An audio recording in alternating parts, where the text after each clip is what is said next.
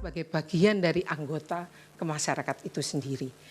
Nah, di dalam sejarah tersebut selalu ada ingatan, selalu ada kebiasaan, selalu ada nilai yang dipertaruhkan bersama, dan itu menjadi pengetahuan yang menjadi acuannya ketika dia bertindak. Seperti yang dikatakan oleh pihak terkait tadi, bahwa individu sudah memiliki predisposisi tentang Pak Prabowo sehingga memenangkan hal ini. Justru hal ini yang ingin saya juga terangkan, bahwa dalam proses berpikir itu enggak semata-mata sebab akibat, tetapi juga dia dibentuk oleh kebiasaan. Dan warga Indonesia kita tahu semua, Pak Prabowo juga tidak hadir begitu saja. Dia punya sejarah 2 kali menjadi kandidat presiden, sekali menjadi kandidat wakil presiden, kemudian sekarang menjadi pemenang. Yang menarik adalah individu itu adalah individu yang cerdas. Rakyat itu cerdas. Cerdasnya di mana? Dia melihat, dia hidup di dalam sejarah kehadiran Pak Prabowo dalam panggung politik. Dan kita semua tahu apa sejarah tersebut. Dalam dua kali pemilihan sebelumnya, Pak Prabowo menunjukkan naluri berkuasa yang sangat agresif. Naluri tersebut tiba-tiba hilang begitu beliau kalah pada tahun 2019 dan masuk menjadi tim pemerintahannya Presiden Jokowi. Selama 5 tahun agresivitas itu seperti dijinakkan. Dan apa yang kita lihat kemudian, Pak Prabowo kehilangan agresivitas kekuasaan yang kita kenal sebelumnya. Tiba-tiba dia berasosiasi dengan ketokohan Pak Jokowi yang belusuan, yang kalem ini. Dan dalam akhir periode pemerintahan Pak Jokowi, beliau menyatakan akan meneruskan seluruh politik yang pernah dijalankan Pak Jokowi. Jadi kita melihat ada proses perubahan atau penjinaan dari agresivitas kekuasaan sebelumnya melalui keikutsertaan Pak Prabowo pada pemerintah ini.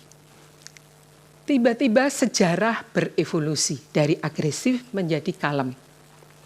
Dan yang kalem ini kemudian diikuti juga dengan seluruh proses pada pemilu yang kita lihat Pak Prabowo berjoget.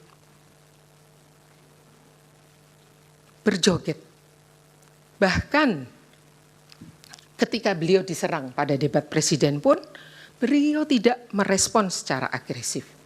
Jadi rakyat tiba-tiba mengasosiasikan bukan hanya dengan Pak Jokowi, bukan hanya dengan semata-mata dengan bansos dan tetapi juga dengan sesuatu yang nyaman, yang tidak akan mengganggu sebagaimana 2 periode pemilu sebelumnya, di mana Pak Prabowo dianggap akan mengancam, akan menimbulkan ketakutan.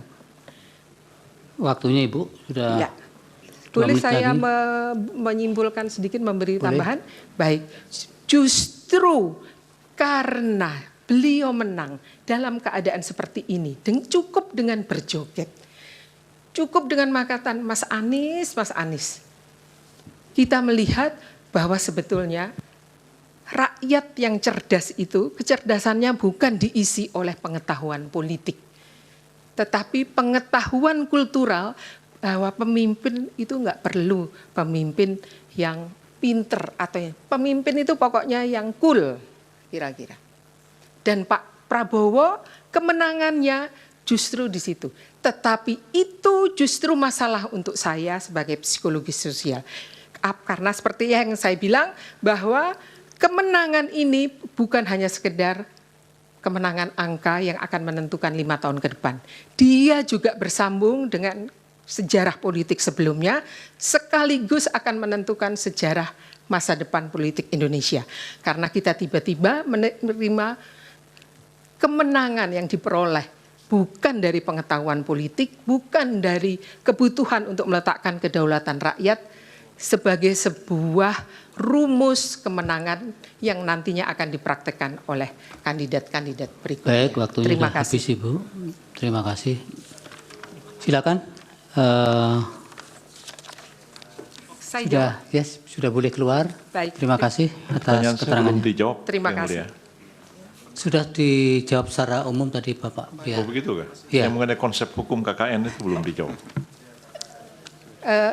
Begini, Prof.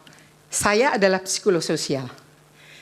Dan yang saya amati adalah apa yang ada yang kelihatannya formil di atas, ada hukum, regulasi, undang-undang, tapi bukan itu yang saya amati. Tapi apa efeknya itu, apa yang dimengerti oleh masyarakat, oleh individu. Ya, sudah cukup, Ibu. Terima kasih. Terima kasih. Silakan. Terima kasih.